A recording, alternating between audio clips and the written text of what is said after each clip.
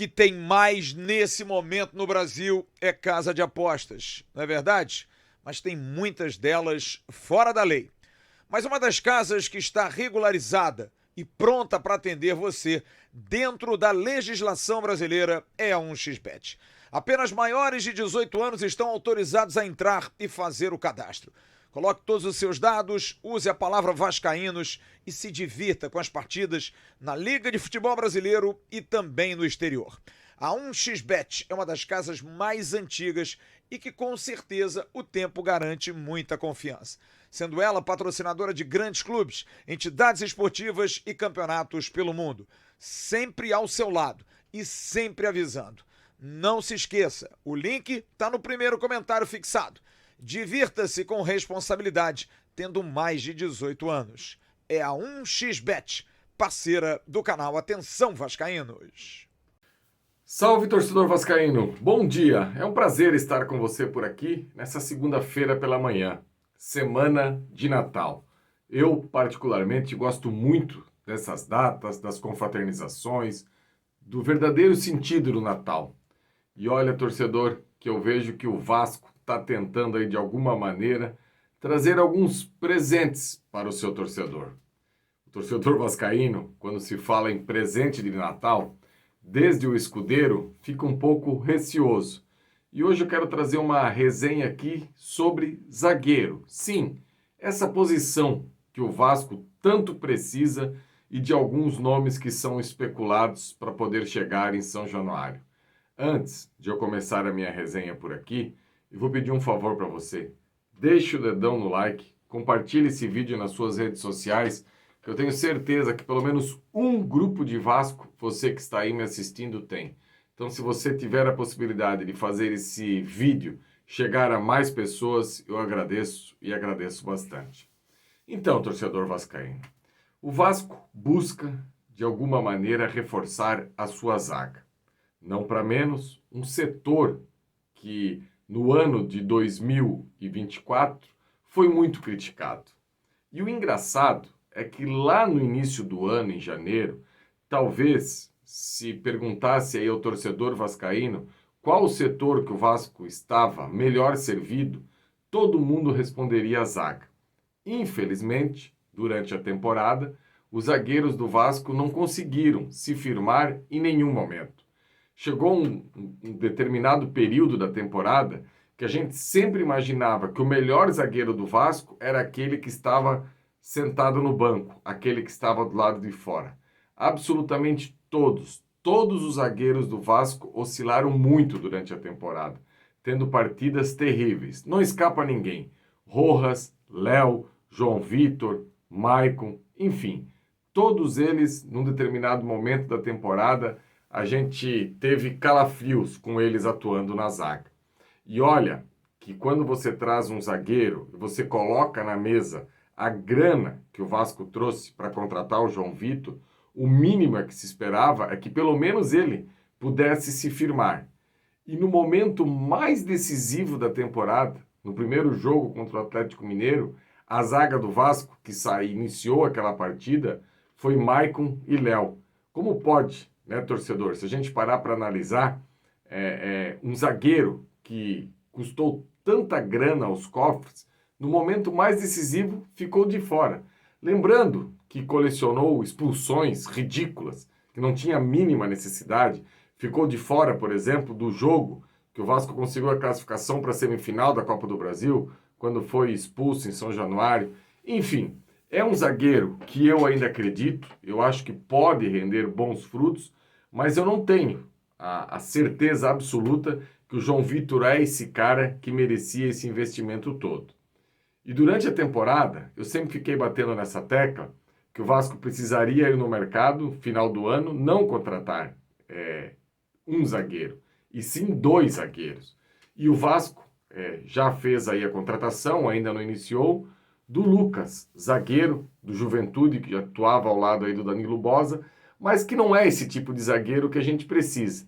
É muito mais um zagueiro para composição de elenco do que propriamente um zagueiro para chegar e jogar.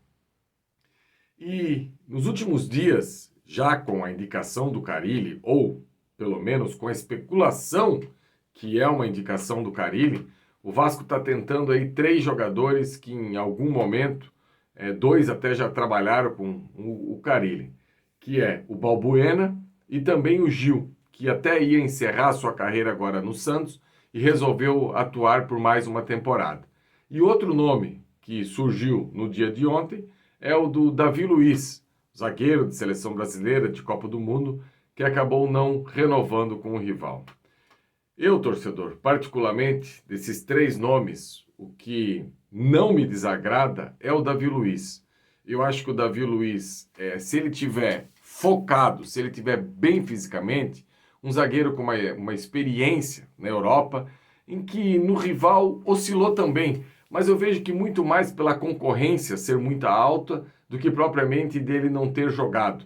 E um jogador com o currículo dele, um cara que jogou no Chelsea, um cara que foi campeão de Champions, um cara que disputou Copa do Mundo, você ficar no banco, você acaba dando uma desmotivada mesmo.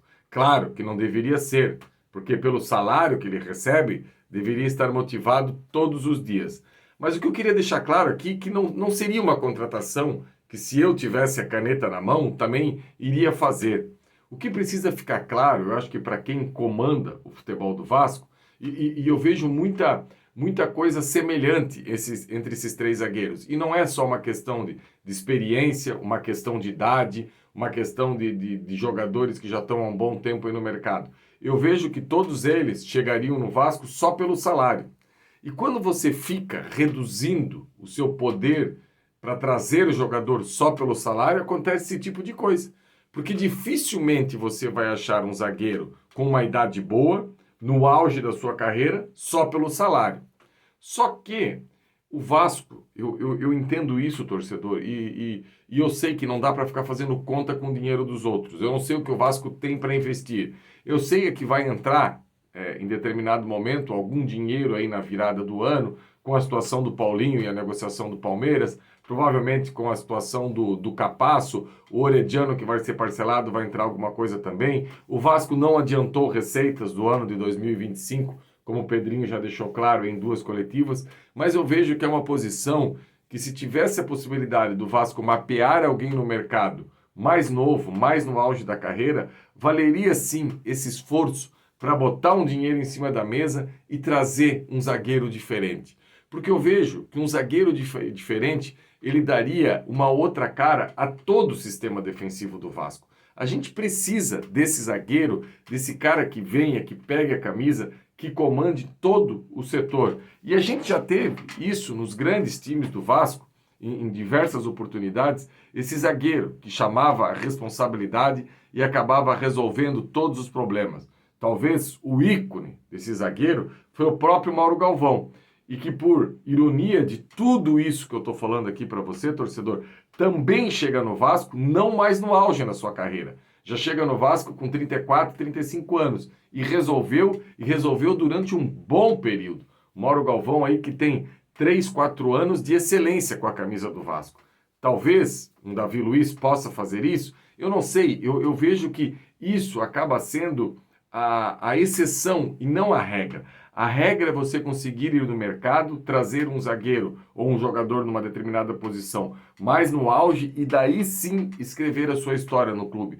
Já no final da carreira, ser esse jogador que possa elevar o patamar do Vasco, eu acho que a chance de dar errado é muito maior. Então eu percebo que tem 2 posições no nosso elenco que não dá para a gente mais fazer aposta, que a gente precisa ser mais certeiro. A zaga e esse atacante de beirada. Aliás, estou muito animado com a volta do Adson.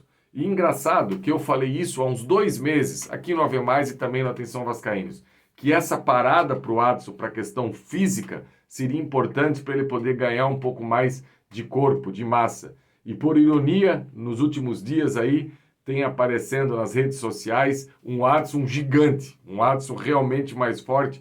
E eu tenho certeza que é um jogador que vai ajudar muito na temporada de 2025.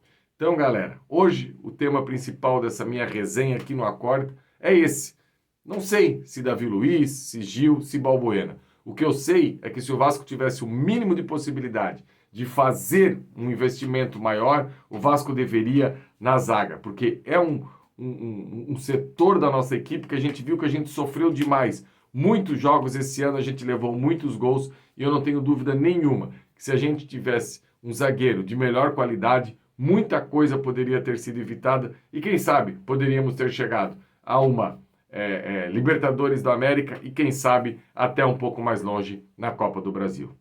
Galera, gostou dessa resenha? Deixa o comentário aí embaixo, senta o dedão no like, compartilha e a gente vai trocando ideia porque essa semana tem muita coisa aqui no AV+, e também no Atenção Vascaínos. Qualquer notícia de contratação, de renovação, de chegada de jogador, você sabe que você vê aqui no Atenção Vascaínos com todos os detalhes e também no AV+. Abraço, galera, e a gente se encontra durante a semana por aqui. Valeu!